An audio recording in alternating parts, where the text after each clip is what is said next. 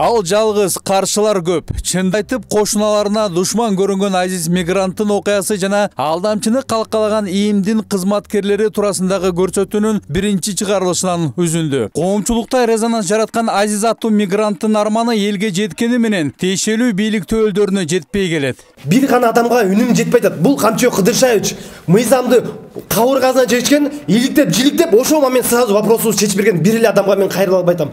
Алдангандардын саны бүгүн эң аз дегенде 20 000 доллар болсо, ал эми эң бир ири өлчөмдө ушул Асыл Талипова алдангандардын саны 550 000 доллардын тегерегинде. Жанда ошол курулуш компаниясы тарабынан салынган үйгө мындай ишенич жок, анткени бүгүн мынакей сыртынан ар бир кожоюн өзүнүн бул менин квартирам дегенде ушундай атын жазып коюптур. Интернетте Асыл Талиповадан жабыр тарттым деген жарандардын саны күн санап өсүүдө. Талипова ким, анын үстүндө кимдер турат? Элден алган миллиондогон доллар кимдин капчыгына кирип кетти? Асыл Талипованы кимдер калкалайт? Жумушуна келдим, жумушуна келсем пагам жүрөгүнөн инфаркт кармап жыгылып калыптыр. Ошентип 31 мартта 23-жылы папам каза болуп калды. Папамдын заявление жазганы боюнча 500 000ден ашык акчасын бербей коюп атат. Алдамчы жана шылуун деп коомчулукка кеңири таанымал, бир эмес бир нече жолу соттолуп чыккан Асыл Талипованын көрсөтмөсү менен ИИМдин жетекчилери тарабынан 26 жылдык эмгек тажрыйбасына карабай куугунтукталган Октябрь айындык ички иштер бөлүмүнүн жетекчиси чындыкты айтты. Ой менен алып барып камадыңыз, эми сот чечет ал күнөөсү жок экен. Биз биринчи жолу ушул август айында камакка алганбыз. Камакка алып, ошол алдамчылыктар менен негедир соттон Асыл Талипова үй камагына чыгып кеткен. Асыл Талиповадан жабыр тарткан иорданиялык инвесторлор бийликке кайрылуу жасады. Эми үчүн чет элдик инвесторлорду кууратып жаткан шылуундарга чара көрүлбөйт. فأنا أتوجه إلى سيادة الرئيس القرقيزي وإلى المسؤولين من المدعي العام ورئيس المخابرات ووزير الداخلية ومدير الشرطة في قرقيزستان. Башкы прокуратуранын айрым кызматкерлери алдамчыны калкалап келгени үчүн жоопкерчиликке тартылабы? Тиешеси барбы жокпу, мындай кызматтык иликтөө жүргүзө аласыздарбы? Мен ал кызматкер эгер мыйзам бузса, мен жеке өзүм жүргүзө албайм. Ал үчүн атайын башкармалык бар.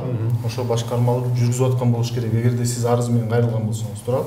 Көрсөтүүнүн биринчи бөлүгү эфирге чыккандан көп узабай араб инвесторлорунун өлкө башчыга жолдогон кайрылуусу президентке жетип, маселе оңунан чечиле баштады. Анткени өлкө башчы өзүнүн жеке көзөмөлүн алып, кала башчысына тапшырма берип, окуяны жеринен иликтеп чара көргүлө деген окшойт. Антпесе мэр мындай чечкиндүү кадамга бармак эмес. Башка жумуштарын ары жылдырып коюп, инвесторлорго таандык болгон курулушка келип, 100гө жакын үй бүлөнү мыйзамсыз деп табылган соода үйүнөн 1-мартка чейин бошотуп коюусун талап кылды. Бир дагы жеринде силер мындай үй салынып атат деген бир кагаз көрсөтө албайсың, кагаз жок анда. Ошондуктан силерге айтып атабыз. Бүгүнкү күндө бул соода борборунда жашап атканыңар бул мыйзамсыз. 2019-жылдан бери чындык издеп чыркырап, көңүлү чөгүп, жада калса көз жашында төгүп, сатып алган үйүнөн ажырап акыйкат таппай жүргөн Азиз Ташпаевдин абалына башка жашоочулар дагы түшүп калды. Жаздын 1-күнү марттын башы башталып, Орто Сайдагы мыйзамсыз жашаган жашоочулар сыртка чыгарылып, милиция имаратты курчоого алды. Кезегинде Азизди келекелеп ага каршы чыккандар да көп болгон. Бирок азыркы тапта кемеге түшкөндөрдүн жаны бир, бирок ойлору дагы деле болсо башка. Бүгүн 1 март 2024-жыл, жанагы Сүйөркулуудагы соода борбору үй деп сатып алган жарандар азыр мынакей. Бул жерде милиция, тез жардам унаалары, отцепление, бул жакта дагы жайнап кеткен азыр унаалар. Мына ушундай МЧС, пазарниктер бүт бары.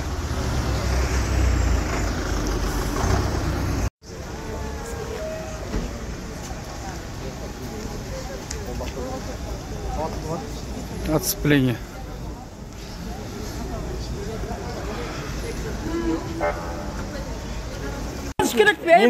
Неге калыш керек 60-ты? Туугандар ушундай кол салып болуп атат. Коррупцияны айтайын жана башка кылайын десең ушундай. Мына туугандар.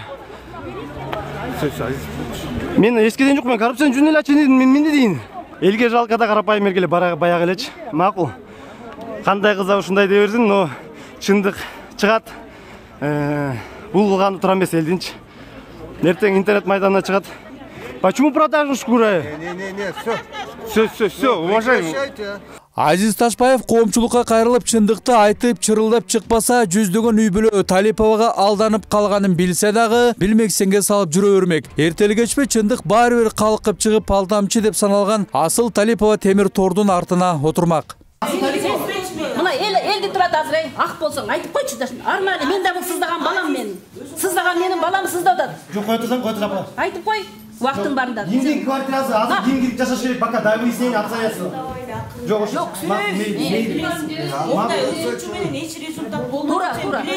Асылайым, кечиресиз. Калыстык үчүн айтып коюңуз азыр ошо коомчулукка. Боюнча мына өткөндө деле показания берди. Ал квартира негизи Азиз. Айым үчүн бул жак замиреге талашып атат. Берген. Замиреге талашып атпайбы азыр? Март айында бердим беле сага. Март эмес, буга чейин алганбыз. Ошо негизи март Ана экинчи договор жазып бергенсиң. Экинчи договор жазып бердим беле. Өзүң эртең сатып Асыл Талипованын торуна түшкөндөрдүн катарында иорданиялык инвесторлор дагы бар. Алар 3 жылдан бери чындыкка жетпей өлкө башчыга кайрылып келишкен. Бирок алдамчыны калкалаган ийимдеги аттуу баштуу адамдардын ысымдарын көрсөтүүбүздүн биринчи бөлүгүндө атап кеткенбиз. Трубканы койду. Кечиресиң, Сүйлөшпөйм дейт? Сүйлөшө албайм дейби, занятмын дейби, мына трубканы коюп койду. Мен өзүмө байланыштырдым сизди. Мына ошондой урматтуу телекөрүүчүлөр, азыр ушул МВДнын же болбосо азыркы бийликтин баягы аброюна көлөккө түшүрүп жаткан мына ушундай жетекчилердин моралдык укугу барбы деген суроо жаралат да бул жерде. Кезегинде мына ушундай азыркы учурда бүгүнкү күндө ошол Октябрь райондук ички иштер бөлүмүнүн мурдагы жетекчиси Улан Алиевдин кабинетине келип, ошол Асыл Талипова тийишпей эле койбойсуңбу? Ошону жогорку жактагылар суранып жатат деген сөздөрдү Улан Алиев өзү бизге интервью берип атты. Ошол Асыл Талипова бир ошол алдамчылык көрсөтмөсү менен бир эмес 4 кызматкер ошол Октябрь райондук ички иштер бөлүмүнүн кызматкерлери жөн эле жумуштан кол жууп калбастан аларды камакка да алышкан.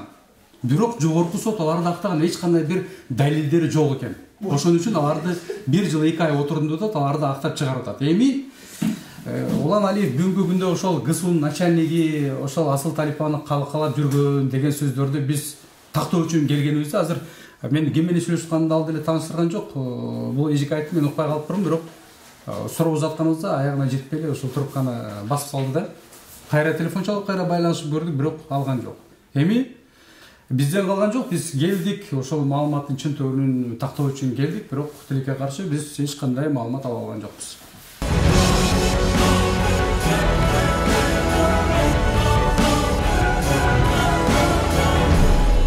Эми ирети менен бул чулгандуу жана кылымдын аферасына айланган окуяга тиешеси бар адамдардын ысымдарын атап кетпесек болбойт. Чуу дегенде эле башкы прокуратурага карай баш бактык. Ал жерде Асыл Талипова менен байланышы бар жана андан Форанер үлгүсүндөгү унааны алып, азыркыга чейин акчасын бербей качып жүрөт деген маалыматты такташ үчүн башкы прокуратуранын кабылдамасына кирип, Майрамбек Талайбековдун чыгып жооп берүүсүн талап кылдык.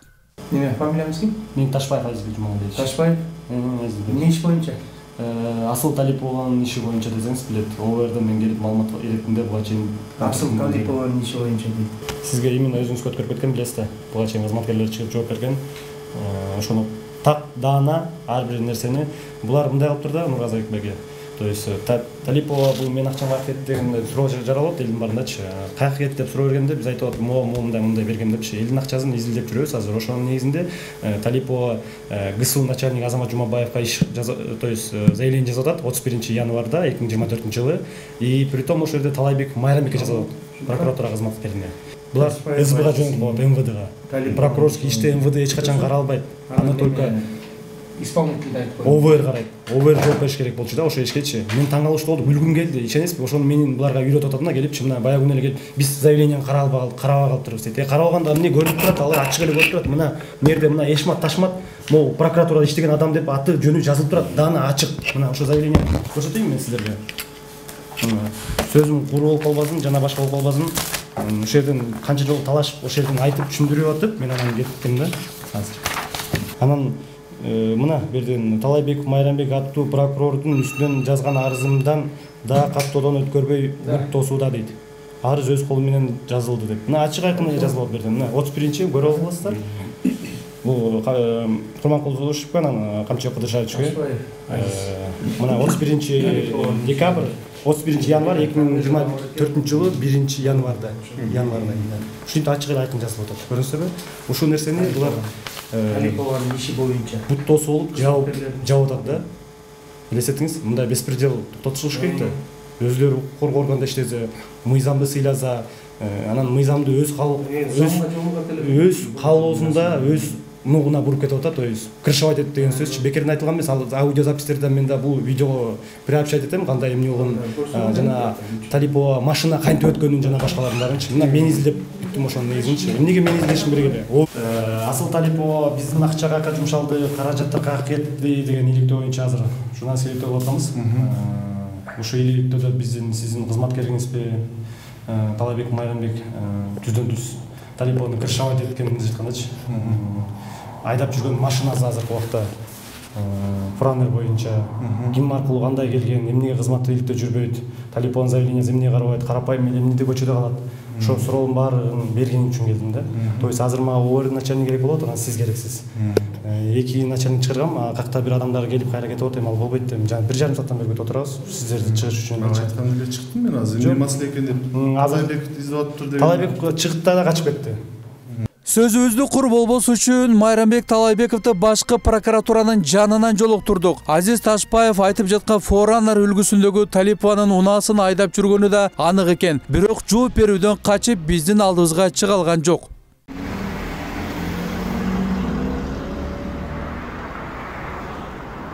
Ким Майрамбек байке? Ушинтип качкан болбойт дейм. Элдин эмесин эл үчүн кызмат кылгандан кийин кызмат кылыш керек да эмне?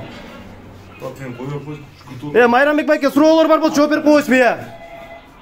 Айдап жүргөн машинаңыз боюнча туугандар ушундай азыркы убакта биздин мамлекеттик кызматкерлер эл үчүн эмес, булар өзүнүн кызыкчылыгы үчүн иштейт. Талайбек Майрамбек боюнча мен деле ошо өзүнүн бирок сөз угайын дедим эле, чота качып кетти. Ачык эле ушундай болду. Кызматкерлерге испей койдум мен азыркы убакта. Канчага чейин качып жүрөт экенин көрөбүз. Чындык бүгүн болбосо эртең чыгат. Ушинтип элди кыйнап, мошенниктерди крышевать эткенин бул анык, ачык, анык болуп калды. Мына биздин прокуратура кызматкерлери эл үчүн иштебей, мошенниктер үчүн иштеп калган азыр болду.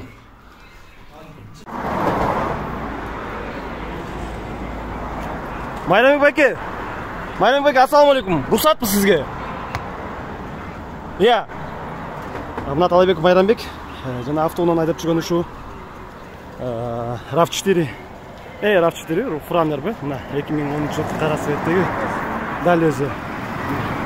Айдап жүрөт өзү. Так, мына көрүп калдым. Азыр интервью алабыз, эмне дейт экен? Айдап жүргөн машиналар ушу. Мына кармап калдым убагында бардык нерсе көрдүңөрбү, туугандар? Прокурордун эме ким Хайрулла азыр могу эмедечи кичине эме запись кылып атканбызда интервьюга кичине жана эме Талайбек Майрамбек боюнча 1-2 эме айтып болсуңбу суранча. Мен өзүм ал проблема жок, мен өзүм жолуккандачы. Вот Талайбек Майрамбек боюнча жана генеральный прокуратурага барган боюнчачы. Эмне болду да генеральный прокурорго чакырды, мени сурады. Ал мына азыр деле айтып атпаймынбы, азыр деле жазып койсоң болот. Тастыктаганымды деле айтып койсоң болот. Любой жерде аны тастап берем. То, что мен ошого машинаны бергенимди. Ал баары кагаз түрүндө эле чыгарып алсаңар болот да, реестрден бар. Эгер иликтөө жүрүп атса, биз акта чыгарганда өзүнүн бир тааныштарына оформить этип коюптур да, бир аял кишиги же эмегечи. Анысын билбейт экен, Мен деген ошо авторынактагы баягы эмеге барып, ГАИге барып. Именно өзү менен амандашып, салам алейкум. Мен де таанойм да аны. Давай мына деп эле кол койчу жерге колду коюп эле кеткем. Ал кимге өткөрүп аткан, эмне кылып аткан анысын караганда жокмун. Бирок өзү барган, именно. Эмнегеден азыр өзү ошакта болду. Азыркы убакта ошо машинаны айдап жүрүптүр да, анан подложка номерди тагып алыптыр. Ошо генеральный прокуратурадан издедик да, ошонучу көрдүм, то есть видео тартып алдым өзүмчү. Жана Франер боюнча айтып коңузчу, жана голосовое сообщение жүрөт, что сиз якобы прокуратуранын жана иштеген Майрамбек деген ким көлдө иштеген боюнча эмне болду эле кандай Талайбек Майрамбек деген ошо Франерди алып акчасын эмче бере элек. Андан кийин 15 миң. Эмнеге алды эле сизди? Эмнеге алды эле? Карызга деп алган машинени. Анан ошо менен жок, ошо менен эсептешкен жок. Азыр кайда иштеп атат ал киши? 8-отделде иштеп атат, генеральный прокуратурада. Генеральный прокуратура. Мен дооласам, мына ага арыз жазсам, арызымды да каттатпай бүт жактан мороз деп атат. Берден сиз, Ал например, прокурор болсо эле акчаны бербей коюш керекпи? элдин кызыкчылыгы үчүн менде 150 адам бар. Кызыкчылыгы үчүн коррупциянын жүзүн ачып бергенге даярсызбы? Даярбыз. Если сизди ГКМБ чакырса жана башка чакырса, точно. Кийим кандай, эмне алган жана башка нерсенин баардыгын. Чындыкты айтканга даярмын. Даярсыз. Туурабы? Коомчулукка жайып коюн ушул нерсени. Билем десең тутуласың, билбейм десең кутулам дедиби айтор жазылган арыздардын бирөөсү дагы толук кандуу каралган эмес. Ал эми Майрамбек Талабеков боюнча чара көрүлөт деген сөздү айткандан башка жарытылуу жооп бере алган жок. Бияктан каттаптыр, но ал ишти каким-то образом, эми сиз өзүңүз эле кызматкер болгону билесиз да. Эмнеге МВД өткөп берет, СБ МВД өткөп салат. Иштичи, если акта прокурорский турса, сизге суроом да, мындай, например, да. СБ өткөп бербеш керек болчу да, туурабы?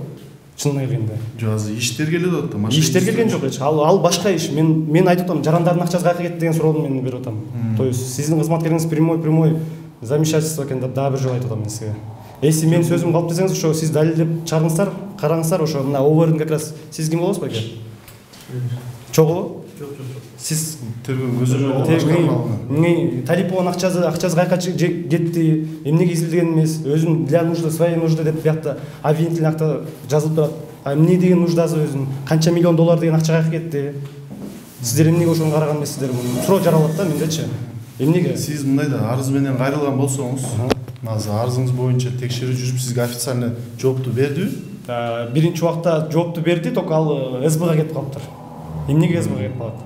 Прокурорский үстүндө жүрүп да. Сиздин кызматкериңиздин үстүндө заявление жазып, буга чейин канча бир нече рет жазыптыр Талипов. Асыл Талипов айтып, ачыктан айкын, даже менде видеозапись полностью бар.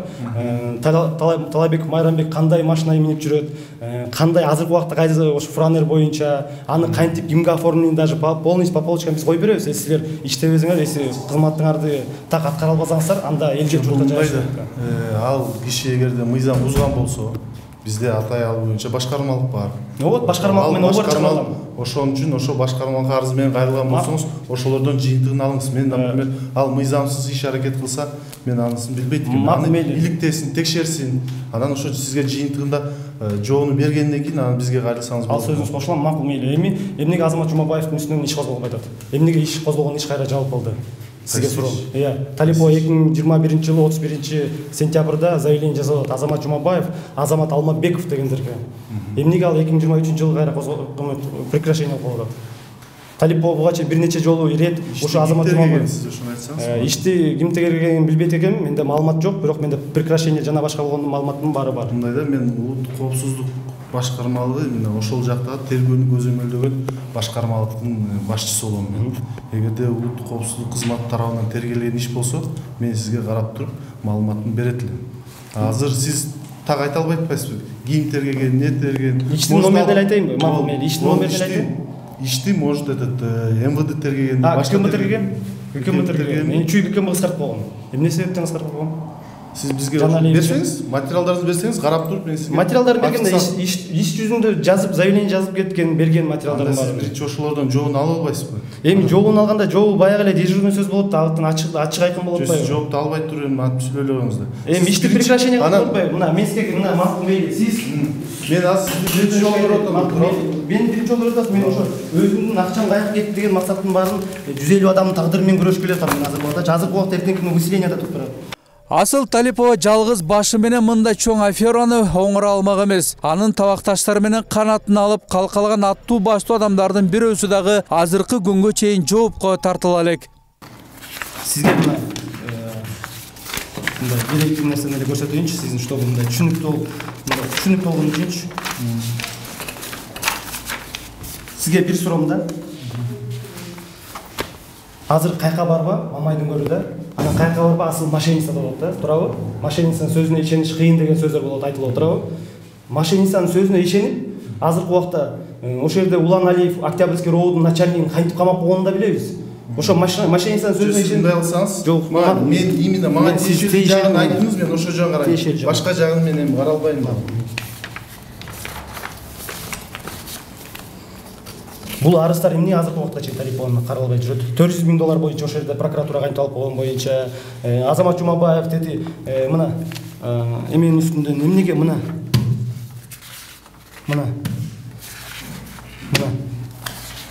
Эми сиздерге бир пример келтирип берейин, а?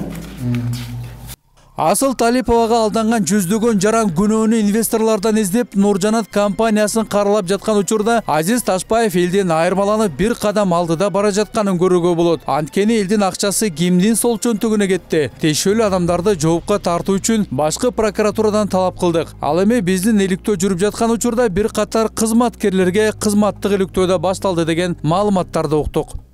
Отуңуз, таанышыңыз, бирден жакшылап таанышыңыз, кылдап менен таанышыңыз.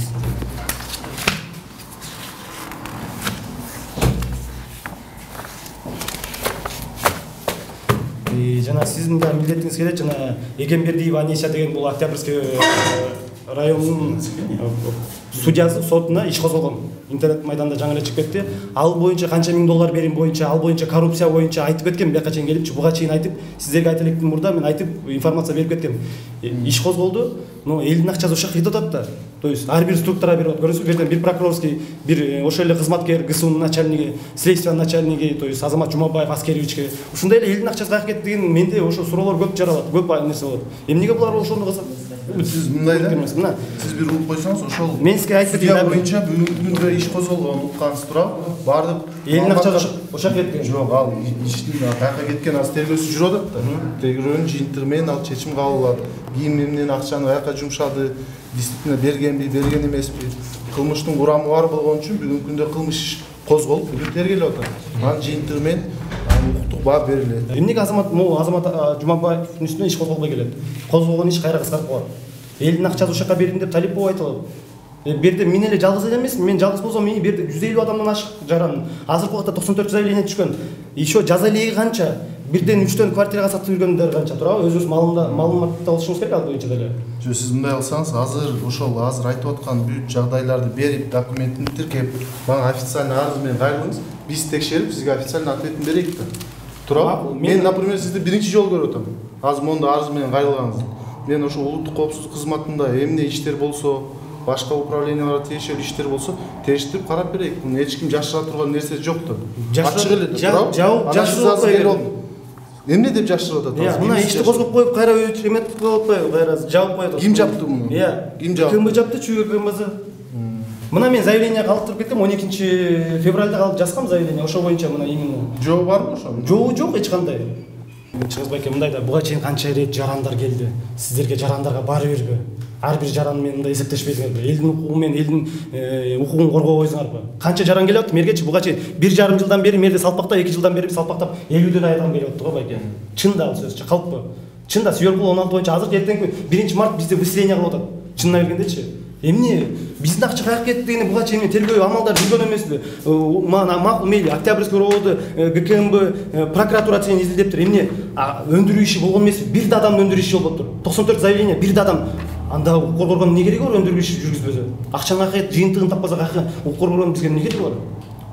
Бүгүнкү күндө ал жана сиз токтосоңуз, ошо алдамчылык фактылар боюнча тергелип аткан иш Ички иштер министри тарабынан тергелип атабы? Жана сотко кеткен. Эми ал иштер эмне болуп тергелип атканын мен ал жакта көзөмөлдөйм да.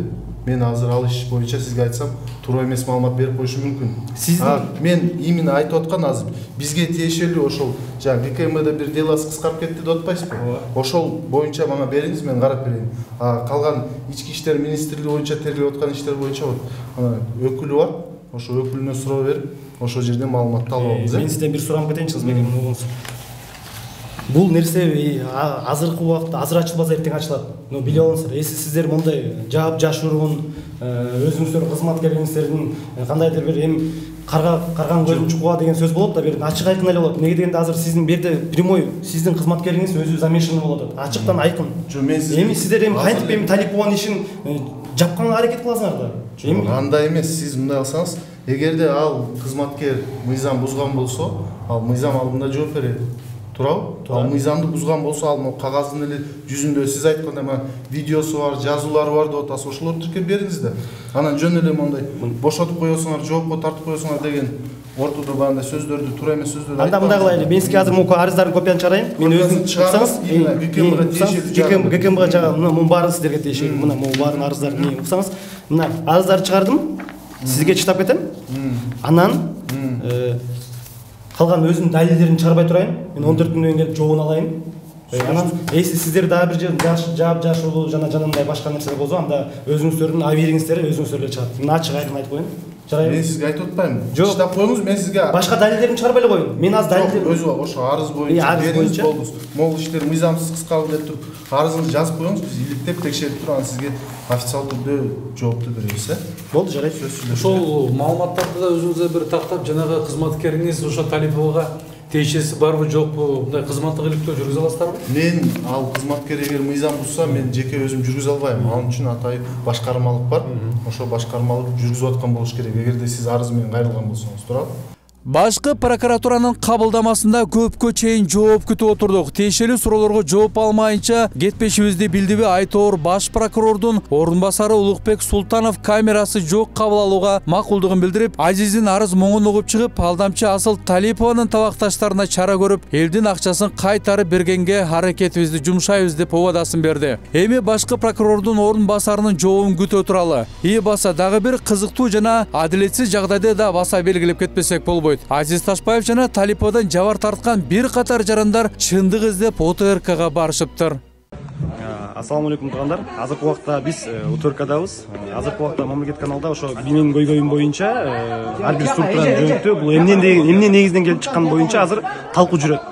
Эфирди бөлүшүп, ар бир адамга жөнөтүп коюңуздар суранам. Бул менин видеом жетчү адамдарга жетиш керек болуп атат. Ошолорго жетпей атат. Үнүм жетпей атат. Сиздерден сурап атам. Мына даже полковник Улан Алиев өзү айтып атат. Ким замешанный? Кайсы адамдар замешанный? Мына ачыктан айкын айтып атат. Эмнеге бул адамдардын үстүнөн иш козголбойт? Эмнеге бул адамдардын үстүнөн чара көрүлбөйт? Эмнеге бул адамдардын кызматтык иликтөө болбойт? Тилекке каршы бул кыйкырыктар ОТРКнын ток-шоу өтө турган студиясында эле калып кетти. Чындык издеп чыркырап жүргөн элди КТРдин астына чакырып ток-шоу эмейле шоу уюштуруп, анан бир катар адамды убара кылып эфир тартып, элге үмүт берип, аягында эфирди чыгарбай коюунун себебин билүү үчүн телефон аркылуу алып баруучу менен байланыштык. Ошол акыйкатты, чындыкты айтуу үчүн биздин эле ошол ОТРКнын Ой Ордо деген программасына барышкан экен, ары жазып кайрылган, тиркелген. Бүгүн мына 19 январь күнү алардын 19:00-дө ошол Бакыт деген алып баруучу, Ой Ордонун алып баруучусу бүгүн эфириңер чыгат, көргүлө деп айткан экен. Бирок тилекке каршы бүгүн дагы ошо ички иштер министрлиги тарабынан бирөө жарымдар кийлигишкен деген сөздөрдү айтты. Азыр эмне үчүн бүгүнкү 19 январдын 19:00-дө коюлган эфир чыкпай калды эфирге? Ошону биз тактоо иретинде ошол Бакыт мырзанын өзүнө байланышканга аракет жасайбыз. Алло, ассаламу алейкум. Ассаламу алейкум. Бакыт мырза, мен атым Нургазы, New TV каналы журналист. Отам. Бакыт мырза, мындан бир жума же 2 жума мурда жанагы Орто Сай базарына жабыркан адамдар ушул Ой Ордого барган экен да, Улан Алиев, Азиз Ташпаев дегендер, билесизби? Ооба. Ой Ордо эмес, башка программа. Эмне деген программа? Негизинен деген программа. Негизинен. Ошо бүгүн эфирге чыгыш керек экен да, саат 19:00-дө, 19 январь деп коюлган экен. Ошо эмне себептен чыкпай калды, ошону билсек болобу деп чалгам да. Бул техникалык себептерден улам, монтаждан улам жетишпей, анан чыкпай атат. Бизге жеткен маалыматтар башка чыгат да, ички иштер. Кийинки жумага чыгат. Кийинки жума чыгабы? Кийинки жума чыгат. Ошо Улан Алиев ички иштер министрлиги тарабынан кысым болгон жокпу силерге? Жок, кысым болгон. Кийинки жума кайсыл күнү көрсөк болот? Ар дайым 5-күнү негизинен деген программа чыгат. Ошол күндөрү көрөсүңөр. Бизде таалынай тартылган программалар толтура көп. Ошол кайсы күнгө коюлса, ошол күнгө коюлат. Азыр жетекчилик тарабынан чечилет. Кийинки жумага чыкпайбы ошондо? Эмне болду? Эмне анчалык? Эмне болду силерге? Кандай тиешеңер бар? Чыкпайбы? Мен атым Нургазы, мен журналистмин. Мен ушул квартал строй Асыл Талипова ГСУдагы болгон. Эмне анча такып атасың? Биздин программага жараша чыгат ал. Биздин саясатка жараша, башка эмеге жараша чыгат. Сөз берген экенсиңер да бүгүн Азиз Ташпаев менен Улан Алиевтер барганда ошо сөз берген экенсиңер. Бүгүн чыгат деп алар күтүп отурган экен. Ыйлактап атпайбы алар? Айтып атам, мен даярдалып аткан убакта техникалык себептерден улам кийинки жумага калды. Эфир деген убагында чыгыш керек. Башка эфир болсо да коюлуш керек. Повтор коюлду бүгүн. Кийинки жумага чыгат. Түшүнүп атасыңбы? Түшүнүп атам. Бакыт мырза, мен сизге сиз деп кайрылдым. Жок, анчалык эмне суроолорду берип, эмне? Мен иликтөө жүргүзүп атам, ушул Орто Сай базарындагы жабыркан адамдар боюнча. Ну хорошо, иликтөө жүргүзсөң жүргүзөр. Мен программага чакыргам, анан кайсы күнгө коюлат аны? Программага жараша даярдап бүткөндөн кийин коюлат азыр. Даяр боло элек азыр. Бакыт мырза, мындай тонду өзгөртүп эле сүйлөлө, экөөбүз тең түшөлөбүз. Мен сизге сиз деп кайрылып атам да биринчиден. Экинчиден, жок, эми суроолорун кызык болуп атпайбы? Мен сенин программаңа кийлигишип атам, Ньютон программаларыначы, ошондой эле кеп болуп атпайбы, туурабы? Бир мүчүлүштөргө кийлигишкеле, журналистик иликтөө жүргүзгүлө силер дагы. Мен просто тактап алайын деп атам да, бүгүн үмүт менен жөнөкөй баягы алданып калган. Мындай деп кыскайтайынчы, давай вопросту кыскартыпчы кичине. Мындай кылалы, биз өзүбүздүн программа толук болбой атат, ошону толуктап алып туруп анан чыгарабыз. Кайсы күнү коюлат, ал өзүбүздүн программага жараша коюлат. Түшүнүп атам, Бакыт мырза. Токотер жер ушул. Элдер үмүт кылып күттү да бүгүн 19:00-дө. Чындыкты чыгарбаса мейли, ал УТРКнын ички саясаты ошондой экен деп эл кол шилтеп кала берет. Эмес өзү жактоочу Канат Хасанов туурасында айта кетпесек болбойт. Мен болгону баш коргоо чарасында катышкан, башка тиешем жок деген жактоочу азыркыга чейин жүздөгөн үй бүлөнү сыздатып келген алдамчы Талипованын таламын талашып келе жатканы да талашсыз. И теперь, после того, когда я скажу, теперь те начнут, вот Хасанов, Талипова. Вот этому дебилу, который про меня написал, я ему скажу, я по делу Талиповой выступал только в качестве адвоката по мере пресечения. Это не Азиз мигрант. Азиз, можешь не переживать, я с тобой даже разговаривать не буду. Для меня ты никто. Там другой сидит уже, пишет всякую фигню. Ты себе ответь вопрос. Ты же продал 16 квартир Талиповой. Гидротехстрой, Нурис. Ты за это как ответишь? Сейчас Талипова эти дома, скорее всего, продала квартиры. И Талипова не мошенница. Талипова авантюристка, возможно. Но у нее бы все было нормально, и эти люди бы, все бы жили бы, может, в компаниях, если бы тогда вот этот господин Алиев, который сейчас ходит, меня везде поносит, не закрыл бы ее. И на сегодняшний день никто не дает юридическую оценку действиям Нурджаната.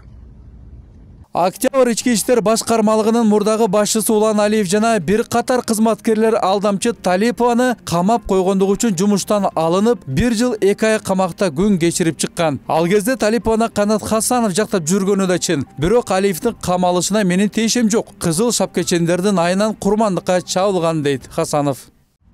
Бул Талипова жөн эле предмет. Биякта министр, замминистр, начальник ГСУ, булар деген баары тең бири-бири менен чабышкан. Булардын чабышканын аркасы менен тигил олтурду. А бул алданып калган. Улан по большому счету алданып калган. Талипова үй деп сатып алган жүздөгөн үй бүлөнүн акчасын алдамчылык жолу менен кымырып алып, миллиондогон долларды өзүнүн керт башын сактап калыш үчүн жактоочудан баштап кызыл шапкечендердин, айрым прокурорлордун капчыктарын кампайтып турган. Чындыктан коркосуңуз, чындыкты айтыңыз да, болгон чындыкты. Мен мойнумда 48 иш турат деп жакта, сен ошону унутпа. Жумабаевдин крышасы Сатыевкенин сен унутпа. Жок, билем, аны айтпадыңыз, мына регион тугундан эле чыгып булар деген Сатыев кажерде отурат экен, сен унутпа. Мына Верховныйда кече бизди кандай кылды? Сатыев өзү кирип 250 миң берет. Сатыев баягы кетти тоттуңуз да кызматтан алып. Жок, ал Верховный сотто бирдеме департаменттин директору болгон турбайбы? Дагы эле сот поттордун үстүндө. Именно Верховныйдын үстүндө экен. Если азыр мен ачыкты айтып, чындыкты айтып анан Жумабаевдин үстүнө иш козголбой, ошо бойдон калып кете турган болсо, Темирлан, мен бар эле астын өлүп берем мен. Жок, андай жаман ойлоп атасыз. Эл турат, эл колдоп келет сиз бергендерин. Жооп берсин, Улан Байкен айт. Жок, кимилердин айттым, тергөөчүлөр алып бар акталат да ошолор деле. Алганы чындык, бирок алар акталып кеткен да азыр. Мен ошо алганбы негизи? Алган да 10 миң алган да, кайтарып берип Жумабай алды деп Улан Байкеге келип кетти го Жумабай өзү. Улан Байке айтты эле го выступление теремасында. Билбейм мен аны. Короче, журналисттер кимдер керек? Как чыгарылы? Как билбейм кимдер ишил, короче, резонанс кылгыла бул. Колунда желин башты кармап келип, кара жеңи кыска көйнөк менен эки опер кызматкерине карама каршы отурган Азамат Алмабеков Асыл Талиповага карай кел отур деп чакырганын көрүүгө болот. Алмабеков менен Талипованы байланыштырган эмне бар? Алмабековду ишканабызга чакырып суроо салдык. Сиздин үстүңүздө мындай эме арыз жазып турду Асыл Талиповачы. Азамат Жумабаев ГСУ начальниги анан сиздин үстүңүздөн арыз жазып турду. Булар мага крыша болуп бериш керек эле дегенчи. Жумабаев мен тааны билишиң эмеңиз барбы, мамилеңиз? Мен тааныйм сыртынан, бирок мамилем жок. Мен деген берде мында болду. 20-жылы жана Түмүнбаев деген анан Арслан деген бала менден машина алышкан, азыр сатып беребиз депчи. Сатып беребиз 80 000 долларлык машинени, сатып беребиз деп туруп, короче, машинени жок кылып салышкан. Көрсө Талипов айтып тур, эптеп чыгарып бергиле депчи.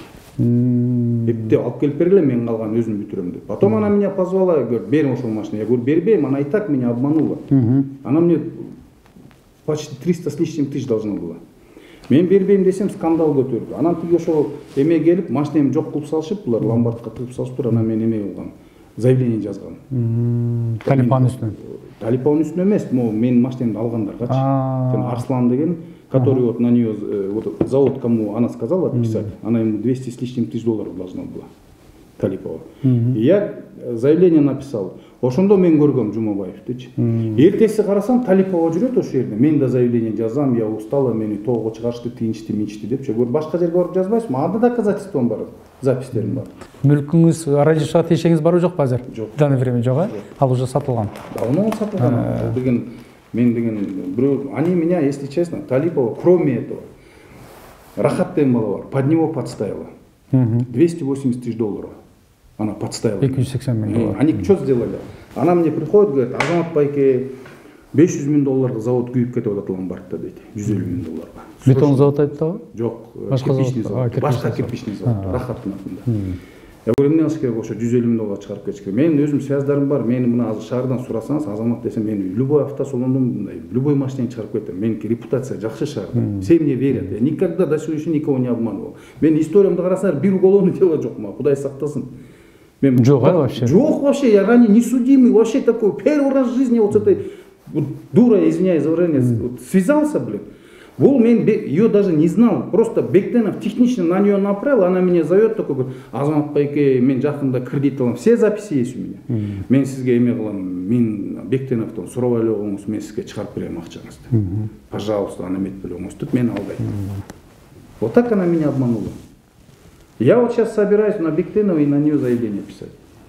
Мени деген бул деген ачык айтайын, мына бутан 700 000 долларга сайда. Талипова. Общая сумма. Общая сумма. 700 000 долларга сайда. 350 000 доллар она должна была.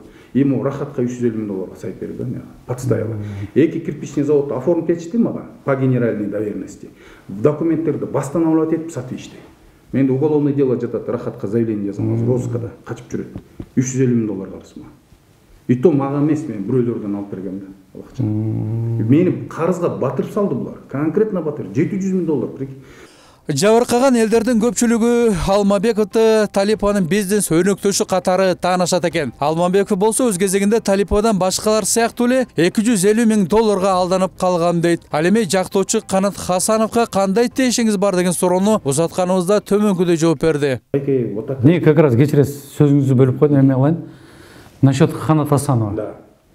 Ал Талипова жалдаганбы же сиз жалдагансызбы? Азыр мен сизге ошол жагын айтып берейин деп коеюн. Ана мен Канат Хасановго чалам. Канатова мондай болуп атат, там на меня каса заявление выбивает у нее, дедим. У кого дейт? У Талипова дейм. Кто она такая? Говорю, директор стройкомпании, вот так, вот так. Я говорю, ты где, дейт? Приезжай, дейт, мен бармын. Я говорю, что случилось? Я говорю, вот на меня каса там хотят заявление ее заставляют писать. Я говорю, вот так вот, что типа она мне это радиошо жөнүндө сөз жок. Только что я типа там 40 000 долларов взял, деп, еще там этому дал, Жумабаеву дал, деп, монт айтып тур да. А так было? Говорю, не было так. Байке, вы что?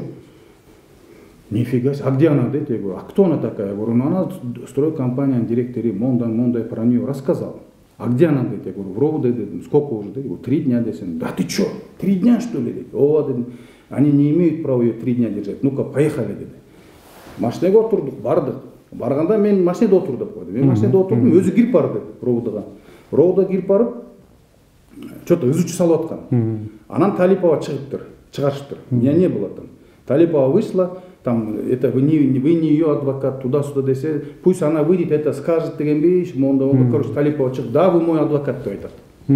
Ошонто айтат. Эртеси карасам уже экөө жүрүшүптүр, үчүнчү этажда. Жетелешип алып. Уже эме этот. Значит, сиз таапирген турбайсыз бага, Жок, мен өзүмө чакырдым. Сиз өзүңүзгө чакырып, ал өзүнө ыйгарып алды. Ал өзү деген заинтересовался им, что компания адвокат. Он, я даже не заходил. Я не нанимал, я вообще меткен эмесмин. То, что она говорит, это все ерунда. Почему? Потому что они вдвоем год почти ходили вместе. Бир жыл жүрдү эле ошонто, бир жылдай жүрдү. Экөө чогуу жүрүштү да. Алдамчы Талиповага ошол кездери ИИ мамлекеттик күзөт тагыраагы жан сакчылар менен да камсыз кылып берип турган. Тамактануучу жайда Талипова менен кандай максатта жолуктуңуз деген суроого Алмабеков мырза мындай деп жооп берди. Жанагы аягында видеону жана милициялар менен отурганды чыгарып атпайсызбы? Ал вообще никакого отношения не имеет сюда. А жерде деген мен Бектеновго заявление жазгам. Мен деген булар менен отуруп жолугуп калгам ошол жерден. Анан мен ошол жерден кеңешкем. Следак экен да. Мени монда алдап кетти Бектенов. Мондай десем, анан бул мага айтты. Короче, монда алыңыз, РОУДо келиңиз, заявление жазыңыз деди. Мен РОУДого барып эле заявление жазгам. А жерден Талипова свидетелем идет, подтверждает. Вот она пришла, доказала, и то, что она садится рядом, она доказывает. Ова Бектенов алдап кетти, 570 алган, доказывать этип берип атат да. Негизи мен Бектеновго деген азыр могу такое заявление написать. Вообще все машины я ему давал. Эми Алмабеков айтып жаткан Радишева 29 дарегиндеги үй кимге таандык? Эмне үчүн колдон колго өтүп сатылып кетти? Азыр кимдин атына катталган деген максат менен Радишева көчөсүндөгү үйгө карай багыт алдык. Бирок такылат атат эч ким жок. Бул жерде жашайып турган адам деле жок сыяктуу. Ал эми бул жерде болсо ошол үй офиске ижарага берилет деген жазуу турат. Могул номерларга да телефон чалып кайрылдык. Чалып атабыз, аракет кылып, бирок жооп берген адам жок болуп атат. Азыркы убакта биз ошо Талипованын өзүнүн буга чейин жанагы Нуржанаттан өткөн өзүнө таандык мүлк болчу. Бул Мурас квартал стройгочу, фирмагачы Мурас Мегадан квартал стройго өткөн. Бул мүлктүн баазы ошол жерде ошол убакта 280 миң долларбы, 300 миң доллар тегерегинде өткөн. Но каким-то образом ушул мүлк Ильясов Хайруллага 150 миң долларга сатылып кетип атты. Вот таң калышы чоң суроо жаралат. Хайрулла ким ал? Талипова менен кандай? Талипованын врачказым болот. Ал өзү Талипованын өзүнүн айтышы боюнча мен врачка менин Хайрулланын атына деп. Ишенген адам, Ишенген адамы деп. Неге дегенде бул эле мүлк эмес, Ак Ордодо мүлк ушу Хайруллага өтүп кетип аткандай деп бир себептен ал дагы бизге чоң суроо туудурат, чоң суроо жаралат. Азыр Талиповага тиешелүү мүлктөр жөнүндө сөз болуп атат да. Ошол эле Сүйөркулоодо баягы көп кабаттуу үйлөрдөн тургундарынан азыр акчаларга жабыркап атпай, ошолордон кымырып алган акчаларга көп жерден үй алып койгон экен да кезегиндечи. Дагы бир мүлктөр боюнча айтып берсеңиз.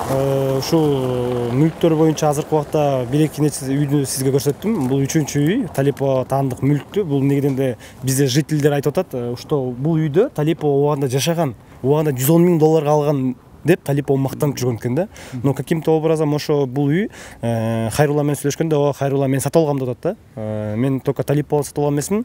Мен Нурсултан деген Талипованын, то есть жан таанышы, же Нурсултан аркылуу сатып алгам деп атат да. Берденчи ушундай болот да, сөзүн ачыгычы. Эмне дегенде Талипова берде жашап келди. Берде ошо бизде жителдер билет экен, что берде үйү бар экен. Берге келип ушул жерден акча санап берген убакыт күндөрү да болуптур да.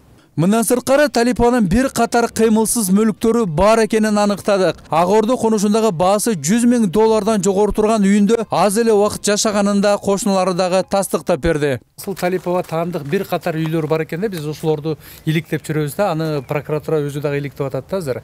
Ошого сиз кошунасы катары бул Талипованы көргөн билеңиз, мурда келип жашап турчу, азыркы эми жашабайт экен. Мен Талипова экенин билбейм, ушу жашап жүргөн кийин телевидениеден көрсөк ушул Асыл Талипова деп чыгып атты. Жанагы алдамчы деп чыгып аткан. Жок, чан аялы. Жок, чан аялы. Демек кошуна болуп турганы чын экен да, Ооба, могул үйдө жашаган. Көп жашадыбы, же аз эле убакыт жашадыбы? Бир жылдай эле жашады го дейм. Бир жылдай эле. Бир жылдан ашып, ушундай жашады. Азыр андан соң башка бирлерге сатып жиберди. Азыркы кошуналардан кайсы? Азыр булар Адилет дегенден алыптыр, ал Адилетке сатыптыр го. Кеше жакында булар чакырганда ошондо сөз болгондо айтышты да. Адилет дегенден алганбыз деп.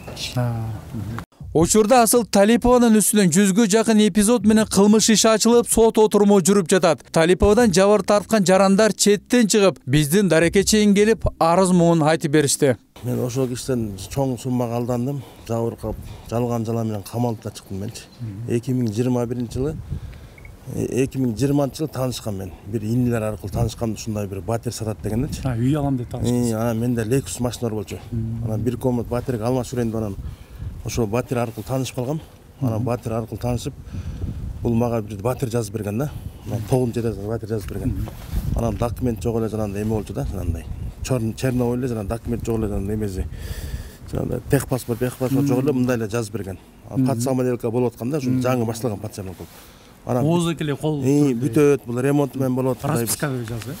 Расписка жазып берген, анан эме ошондой кагаз жазып берген. Анан бүтөт, Кудай бурса бүтөт, бул ремонту менен кылып берем деп айткан да. Ремонт менен болот, даяр болот деп чыга бер депчи. Анан эле бул квартираны кийин ызы түшкөнүн билип калдык биз.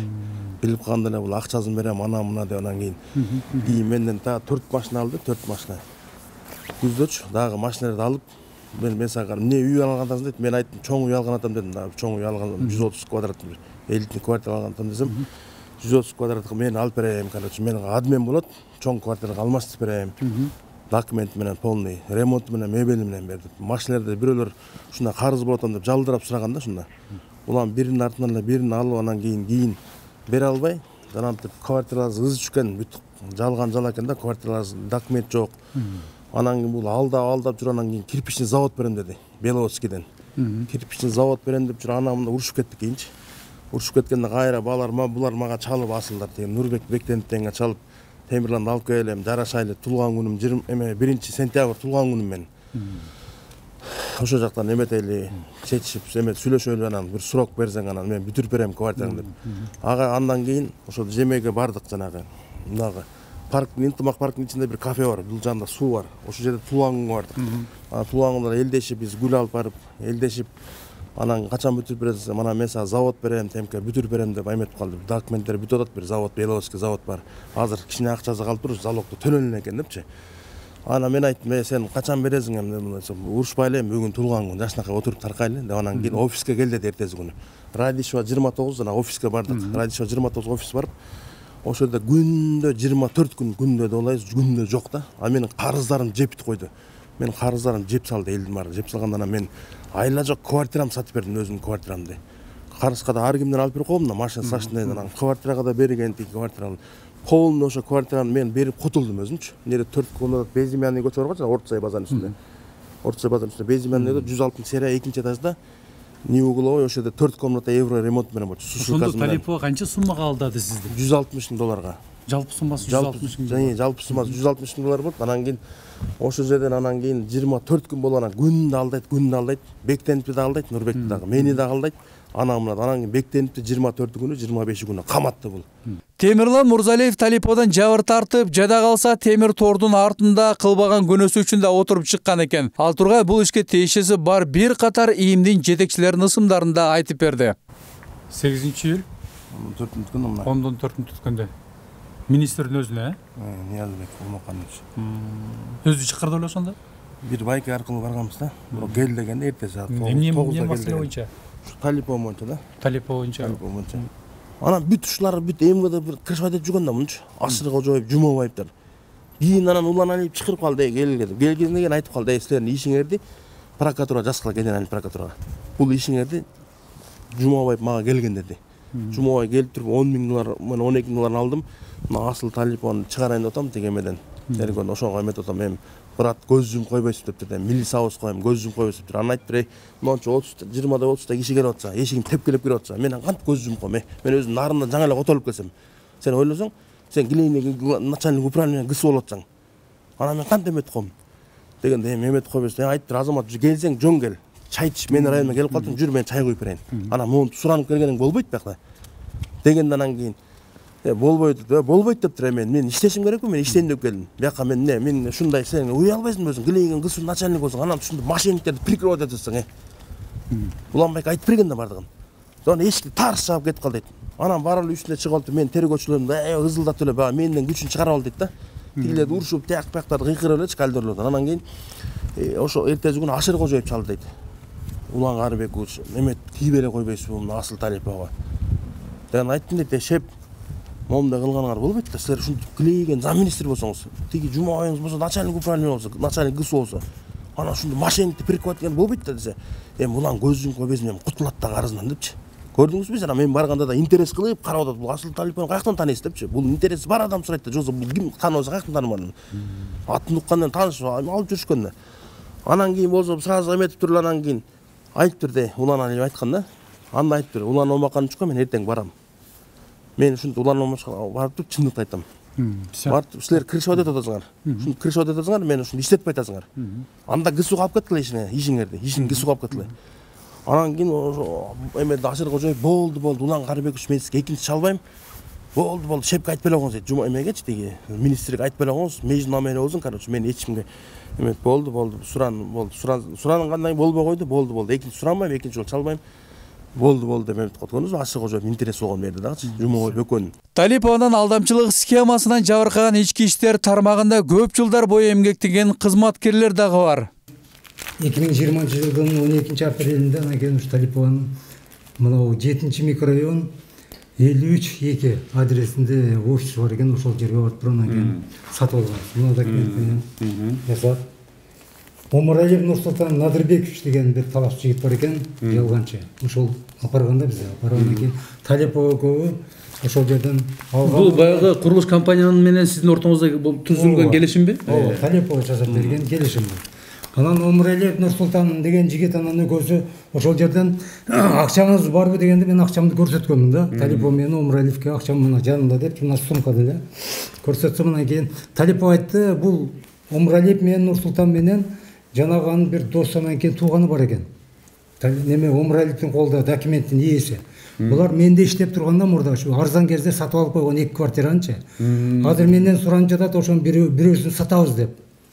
Буларга срочно акча керек экен. Мен сизге просто переоформление гана кылып берем деди да. Анан сиз акчасыны бул Омаралиев менен сүйлөшүп алыңыз деди, өзүңүз чечип. Анан кийин мен ошол жерде сурадым, айттым, силер жана мошеннический компания эмессиңерби дегенде, мындай десем, документтерди көрсөтүңүз десем, Айтмамат байке деди, мен бул зданияны арабтардан сатып алганмын. Азыр как раз ошонун документтери менен полный акимият, тиги жак, башка жак арабтар менен ошол юридический документтерди неме кылып жатам. Бул квартиралар баары сатылып бүткөн, дал эле сатылып кеткен, дал эле. Ким айтты ошол сөздү? Талипов өзү. Талипов менен Омаралиев. Анан кийин сизге мен только ошо Омаралиевдин квартирасын сизге переоформление кылып берем деди. Анан акчасын өзүңүз эсептешип алың деди. Метр квадратын канчадан сатып алдыңыз? 58 квадрат метр деген жалпысына мен 2 миллион 300 миң нак ошол жерде эсептеп бердим да. Сом менен, Сом менен, ооба. Айтмамат Коргонбаев Талипаны кимдер калкалап жүргөнүн так кесе айтып берди. Анын башында ИИМдин кызматкерлери дагы бар дейт. Анан кийин бул Талипова деген бул мурда 5-6 жолу соттолгон бир токумун жеген аферист, машинист деген. Бул киргенде эле ошондой план менен кирген да. Мурда ошондой кылмыштар жасап жүргөн экен. Кирип тургандан кийин 2020-жылдын январынан баштап сата баштаган да булчу. Апартаменттерди как квартира эсебинде сата баштаган. Анан кийин 2021-жылы биз эми бул афера экенин билип калып туруп 2021-жылдын июль айларында арыз менен кайрылганбыз. Биринчилерден болду, мен кайрылгам. Анан Мурзалиев Бектент деген жигиттер кайрылган. Анан биздин арыздар түшкөндөн кийин күзгө барып туруп бул жерде где-то 35-40 адам уже арыз жазган да. Анан кийин алардын арызынын негизинде анан кийин Октябрь райондук ички иштер башкармалыгында мына жабыркагандар канча акчага жабыркаган эсептегенде где-то 2 миллион доллардын тегерегинде акча уже жабыркаган элдерчи. Следствие башталган Октябрь райондук ички иштер башкармалыгында. Анан кийин бул баягы чоң суммада акчаны уккан Главный следственный управлениянын начальниги МВДнын Азамат Жумабаев Аскарович деген. Анан кийин бул немелерди тартып кеткен да. Биздин арыздарды тартып кеткен дагы. Бул жерден мафия башталган, махинация. Анан кийин Азамат Жумабаев Талипованы ал жактан Октябрьский райондук ички иштер башкармалыгы сурап, бул жактан ГСУ сурап, Главный следственный управление. Анан кийин ГСУнун начальниги Талиповадан 3 особняк коттедждерини взятка катарында тартып алган. 600 миң долларлык. Анан 10 миң үстүгө доллар акча алган. Ал туруп анан кийин сага биз крышева дедибиз. Жанагы Канат Хасан мен сага адвокат болуп берем деп туруп, анан кийин булар немеге Талиповго государственный неме берген. Не деп коет? Охрана берген. Анан кийин ошондон кийин эки ортодо тергөөдө калып туруп, анан кийин Октябрь райондук ички иштер башкармалыгындагы тергөөдө Талипованын ошол Азамат Жумабаевга жанагы берген взяткалар билинип калат дагы. Анан кийин бул жактагы тергөөдө Талипованын ошол тууралуу арыз жазат. Октябрь райондук ички иштер башкармалыгына мына Азамат Жумабаев деген өзүнүн жанагы Алмабеков деген партиялуулору менен менин 3 особняк 600 000 особняктарын тартып алды. Радышева 29, Сабрина Сыпкөлдөн, анан кийин Московской областтан Истринский району. Анан арыз жазганда бул арызды Октябрь райондук ички иштер башкармалыгынын начальниги Уланбек Алиев өз көзөмөлгө алып туруп, регистрация кылып, мыйзамдын тартиби боюнча Октябрь райондук прокуратурасына иликтөөгө жөнөткөн. Анан буну Октябрь ГСУнун начальниги Азамат Жумабаев билип калат дагы. Анан кийин булар өздөрүнүн күчүн жабыш үчүн, кылмыштарын жабыш үчүн Талипованы немеден чыгарып алат дагы, следственный аресттен чыгарат дагы. Анан кийин өздөрүнүн кылмышын жаап жашырыш үчүн Уланбек Алиевди, Октябрь райондук ички иштер башкармалыгынын начальнигине Талиповго үстүдөн жалаар жаздырышып, анан каматышат буларчы. Кылымдын аферасына айланган Талипованын алдамчылык схемасы муну менен эле бүтүп калган жок. Бир нече миллион долларды элдин эсебинен алдамчылык жолу менен кымырып алган Талипова бир катар аттуу баштуу жетекчилердин дагы ысымдарын коркпой үркпөй эле айтып берип отурат. Талипова учурда мени өлтүрүп койгончо мен бир катар жетекчилердин үстүнөн көрсөтмө берип калайын деген өңүттө сөздөрүнүн айтып бергени да чындык.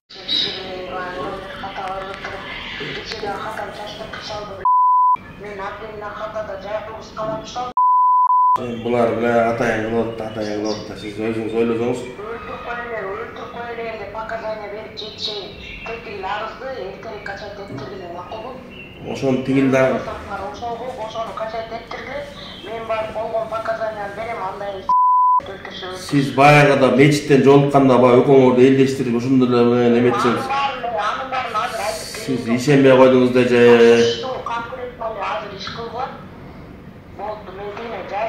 Чындыкты эле айтып берип коюңуз же, чындыкты эле айтып бериңиз, биз чыгабыз, ак преске чыгабыз.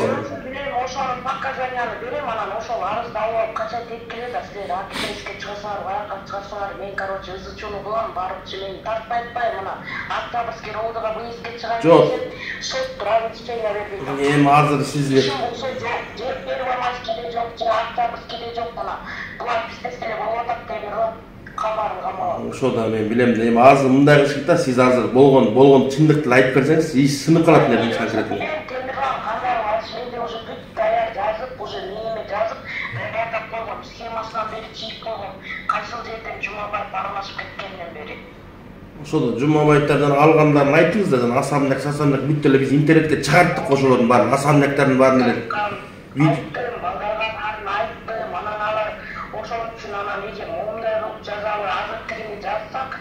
Siz жазгансыз да бир эмес эки жолу ак менен алып туруп СБ внутренний текшериптир.